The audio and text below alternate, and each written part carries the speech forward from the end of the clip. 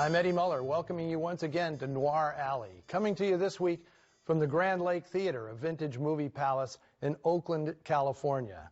I have my doubts that today's offering, a 1946 monogram film called Fear, ever played in a movie theater this grand. Fear may be the most threadbare production I've shown so far on Noir Alley, and that is saying something.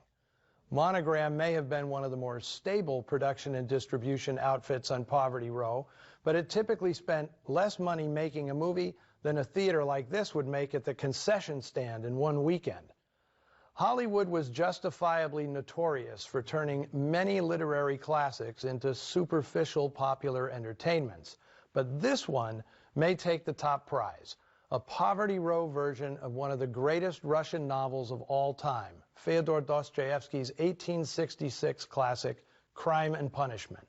Despite its credits claiming this is an original screenplay by Dennis Cooper and Alfred Zeisler, it is clearly based on the central narrative of Dostoevsky's novel, in which an impoverished but arrogant student, Rodion Raskolnikov, is tortured by guilt over a murder he's committed, and a dogged police inspector methodically tries to crack his alibi.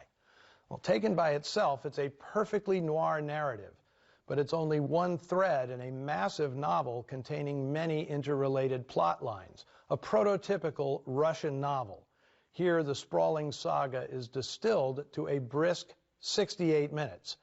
Crime and Punishment has been adapted many times on screens big and small, so many times that I frankly gave up counting.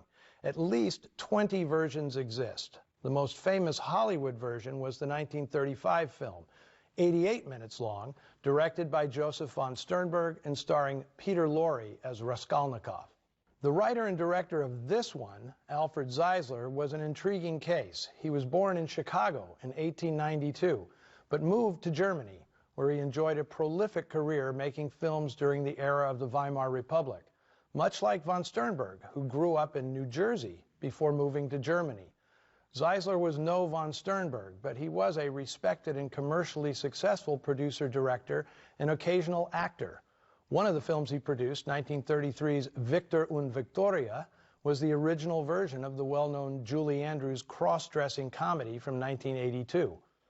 But with the rise of the Third Reich, Zeisler, like von Sternberg, would return to his native country, where he was greeted with far less respect than many foreign-born emigres coming to Hollywood to escape the Nazis. Before relocating to Hollywood, Zeisler worked briefly in Britain, making The Amazing Quest of Ernest Bliss in 1936, starring English-born Cary Grant. Grant fared better in his adopted country than Zeisler. Although he'd produced more than 30 films in Europe and directed 13 of them himself, in Hollywood, the only work Zeisler got was playing bit parts as stereotypical Germans. It wasn't until this film that Zeisler again had a chance to direct, albeit with a budget of about $29.95. Starring Peter Cookson, Warren William, and Anne Gwynn. Be sure to look for all of them during next year's Summer Under the Stars. Here is an Americanized Cliff Notes version of Dostoevsky's Crime and Punishment, trying to camouflage its source material under the simple title, Fear.